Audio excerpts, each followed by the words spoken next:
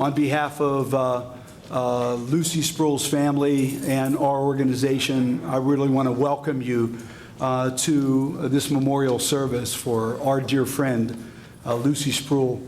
An opportunity for anyone here, all of us who have loved Lucy and learned from Lucy, and we're side by side with Lucy in so many battles in our community for human rights.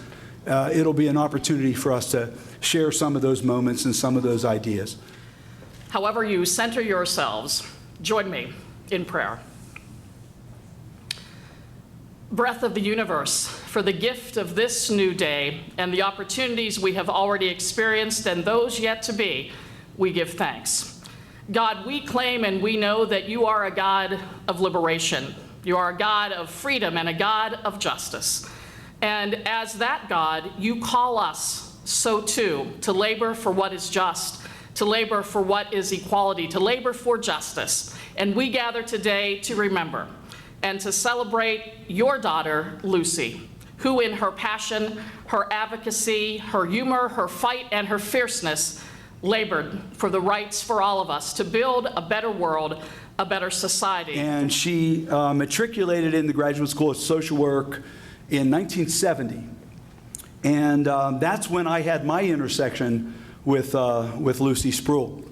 I started in the School of Social Work in 1973, and I was very interested in disability issues because of my family situation, growing up with a cousin who had Down syndrome. And when I got to graduate school and campus and started to express my interest in disability, everybody told me, you got to meet Lucy Spuill. You got to meet Lucy Spuill. You got to know Lucy. And so I met Lucy, and I told Lucy that I was going to, as a student, have a forum on disability issues, and I wanted her to be the speaker. And so she said she would be happy to do that. And so I got a room at the university for this forum, and I put these flyers all out in the School of Social Work and other schools to invite people to this forum. And as it turned out, the dais was inaccessible. And Lucy was the speaker. Oh man, talk about a baptism by fire for my advocacy knowledge. Never ever hold a forum on disability in a place that is inaccessible. I mean, it was accessible to get in, but it was inaccessible in terms of Lucy's participation. So I paid the price ever since. And Lucy reminded me of that every time we sat and talked. Lucy's advocacy, although manifesting in many ways in the disability community, was really holistic, as we all know. Her advocacy was in every human rights issue, as Reverend Sally Jo reminded us in the opening prayer. She was a champion for hunger rights. She was a champion for gay rights. She was a champion for women's rights. She was a champion for lifting people out of poverty. She was a champion for ecological rights. She was just this unbelievable, holistic advocate. And her touch, her reach and her touch were huge. I'm sure every one of us in this room reached out to Lucy or learned from Lucy or had Lucy help us with an issue we were dealing with a situation in the community, with a problem that was happening in the bureaucracy. And she never failed to help in every situation that she was asked. Work and advocacy was Lucy's life. And our community is so better because of her and because of her impact. What we want to do now is really share a tribute video to Lucy.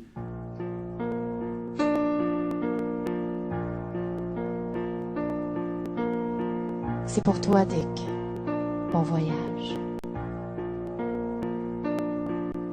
And now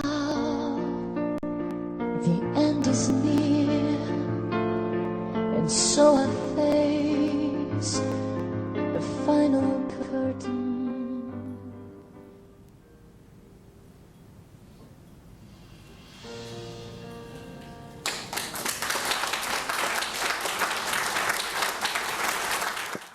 So we wanted to do an open mic. She always had a handout, and she wanted to make sure she hit every point in the handout. And over the years, I have worked with her. And the last thing I remember working with her was she got a group of advocates. And again, this speaks to Lucy's dedication. When I visited her in the hospital, and she had a very, very difficult time speaking. But what she mustered up to me to say, and she said this one thing very clearly, and it will stick in my mind and in my heart for as long as I live. And when I see her in heaven again someday, we can share moments again. She said, in as clear as voices, she said, advocacy is important. And I lived downtown, and Lucy lived in Squirrel Hill. And Lucy knew me as the person that lived downtown. So the first thing Lucy would do when she'd get in the van and she'd see the person who lives downtown on the van is she'd look at the driver, and I remember this driver, his name was Joe. We actually called him Little Joe because Bonanza was very big at the time. And she'd look at Little Joe and she'd say, we're going to Squirrel Hill first, aren't we? And so I would incessantly remind Lucy about this over the years, to the point that whenever, as Lucy and I would get on the van and we'd go to meetings together, we'd be coming back, Lucy would always feel that she had to tell the driver, of course it's all right if you take Jeff home first. But the part of the story that I never told, because it wouldn't be a good tease if I told the story, was we would go to Squirrel Hill, and standing out on the porch would be Jim Spuill holding Jimmy Spuill and Jennifer, and they'd all be waving at Lucy coming off the van. And Lucy, I never told that part of the story to you, but that's Lucy, and that's her family story, and I got to tease her one more time today, too. But thank you. So then I really wasn't involved in disability advocacy. And Lucy managed to change that. And as many of us probably have experienced it, starting with a phone call from Lucy, basically saying, Paul, this is about to happen. We really need to stop it. Can I get you involved? And that was sort of, became the MO between the two of us, where we were sort of like prime suspects, you know, number one, for any time we want to start trouble, you know, to pick up the phone and who you're going to call. So, and so that was really the beginning for me of sort of transforming from a poverty advocate to a disability advocate, and I owe it all to Lucy. She was always in my life, and I knew her, but not very well, but she was amazing. Thank you. Several years ago, I did a project called Voices of Our Region. We sent out a flyer asking people if you wanted to tell your story. This is for people with disabilities. I really invite you to go to the website, voicesofourregion.org, and listen to all the interviews, but listen to Lucy's interview. I think that it was the true meaning of giving voice to a person with a disability. So I think, take a listen. What you probably don't realize, though, is that the reason we funded a lot of what we funded was because of Lucy. Lucy was a true mentor to me, and when FISA was formed, it was the result of the sale of Harmerville Rehabilitation Center to Health South. So our board knew the medical model of disability. They weren't familiar with advocacy and what Lucy was so well known for. And of course, everyone said you have to meet Lucy, and Lucy was part of every focus group we ever did. But Lucy was a big part of saying, no, no, no, you've got to fund the social model. You have to make sure that people with disabilities are included in the community. And she really influenced almost everything that we did disability-wise and that they're still doing today. So I don't think a lot of people realized that about her. She was very instrumental in the Center for Women with Disabilities at McGee, and she really was against that center early on because it was a special place. And she wanted every doctor in the region to be able to have an accessible exam table and truly be able to know how to treat people with disabilities. And we tried to do that. We tried to educate doctors. We tried to recruit doctors to be part of it. It didn't happen. It still isn't happening today. And so what I'm hoping is that there will be young people moving up in the advocacy ranks that will take the places of the Lucys of the world, because there aren't enough of them. And she truly was an influential person and will be missed. It was very important for her to have been a mom. She told me this all the time, how important it was for her to have been a mom. And she did so many things that people disapproved of in her life, and not everybody even approved of the fact that she should have attempted to be a mom. And she was even more awesomely excited to be a grandma, 6 times. So this is a story, every time she became a grandma, that we would do. We would have tangerine gin, because that was her favorite. If you didn't know. And she would say, when I was born, the authorities told my parents to put me in an institution and forget about me, because they should just have other children who didn't have a problem, and I wouldn't live very long anyway. So every time she would become a grandma, we would get out the gin and we would repeat this story, and we would click the glasses and say, ha! You're going to be a grandma for the first, second, third, fourth, fifth, 6th time. And then she would say, see, you shouldn't always listen to the experts. And see, you shouldn't always pay any attention to the authorities. I will say that I saw her as my example. Everybody talks about the fact that she wrote Access, but as long as I worked here at UCP when I started, I didn't know how she got to work, and I didn't know how she went home, because when I arrived here, no matter how early it was, she was here.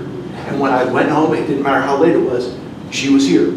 And so in that way, she was my example of the dedication that it takes to do a good job. She was, as was already mentioned, a holistic individual, and it was about making sure that people were living full and involved lives in the community. It wasn't just about them receiving attendant care services. But I guess the most beautiful facet of Lucy that I had is the opportunity that I had to call her my friend. And as Paul and others have so eloquently expressed, hers is a friendship that I will miss tremendously for the rest of my life. Lucille Spuill was, for me, a person that I called upon, and wholeheartedly, she gave me ideas and just approaches to how it was that we could make food assistance more accessible to our neighbors with disability. And so, of all the things she did, can you imagine she had a hand even in our ability to reach our community in a greater way? And so, I'm not a singer, but as I sit here listening to you all, a song comes to mind. What a wonderful, wonderful, wonderful, wonderful world this would be. What a wonderful, wonderful, wonderful world this would be. The legacy that Lucy leaves with us is actually not just a legacy, but it's a challenge to us. A person who, just by the physical limitations that she had, all that she was able to achieve, how much greater and what a better community we would live in if all of us would just take a fraction of the spirit that she had and be willing to put ourselves out there to make a change. And so on behalf of the Moore family and on behalf of our organization, I just thank Lucy for the deposits that she made into our lives. And so thanks for the opportunity to assist. You know, when she always had time for everyone's problems, not only the people we were serving, but our staff members, strangers, anybody that would call in. And I remember when I would ask her for advice, off the top of her head, she would say, this is who you need to call, here's their number, and these are the words you need to say to ring their bell so that you'll get what you need. And I asked her once, probably feeling a little jealous that I had to share my mother with the community. Why do you do it? Why do you work so hard? And she said, I've been given so much that I feel a responsibility to give back. And this was the power of Lucy. She felt that we all help each other, that we all receive so much, and that we all had that responsibility to be a part of the community and to work toward inclusion and to work toward civil justice. And she let you know that. And she did it through example. She did it by telling you, you're going to do this because it's the right thing to do. And then she would tell you how to do it, and she would convert you into a believer, and then she would work alongside you to get it done. So the power of Lucy was not that she worked so hard, it was not that she individually had such an impact.